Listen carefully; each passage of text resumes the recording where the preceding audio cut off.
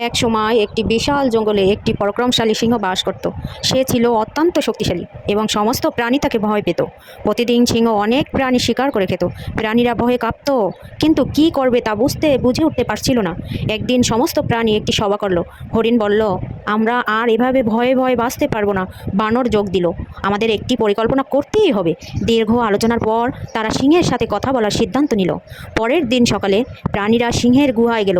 বুদ্ধিমান বুড়ো হাতি এগিয়ে এসে বলল, হে পরাক্রমশালী সিংহ, আপনি এই জঙ্গলের রাজা, কিন্তু আপনি যদি এভাবে শিকার করতে থাকেন তাহলে শীঘ্রই জঙ্গলে কোনো প্রাণী অবশিষ্ট থাকবে না।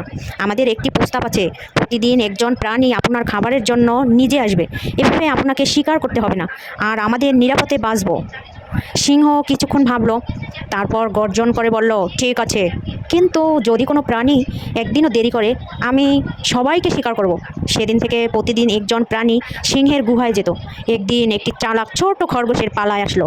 খরগোশটি সিংহের খাবার হতে চায়নি, তাই সে একটি চালাকি পরিকল্পনা করলো। সে খুব ধীরে ধীরে হেঁটে সিংহের গুহায় গেল, ইচ্ছা করে দেরি করে। সিংহ রাগে গর্জন করে বলল, তুমি এত দেরি করলে কেন? খরগোশ বিনয়ের সাথে মাথা নিচু করে বলল, হে রাজন, আমি আরেকটি খরগোশকে নিয়ে আসছিলাম, কিন্তু পথে আরেকটি সিংহ আমাদেরকে আটকালো। সে বলল সে আসলে রাজা এবং আমাদের দুজনকেই খাবে। আমি কোনো মতে পালিয়ে এসেছি। সিংহ আরও রেগে গেল, আরেকটি সিংহ? সে কোথায়?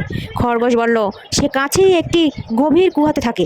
সে বলছে সে আপনার চেয়েও শক্তিশালী। সিংহ চিৎকার করে বলল, আমাকে তার কাছে নিয়ে চলো। খরগোশ সিংহকে কুয়োর কাছে নিয়ে গেল এবং বলল, সে এখানেই লুকিয়ে আছে। সিংহ কুয়ার ভিতরে ঝুঁকে দেখলো সেখানে তার নিজের প্রতিবিম্ব ভাসছে। সে ভাবলো সেটি অন্য সিংহ।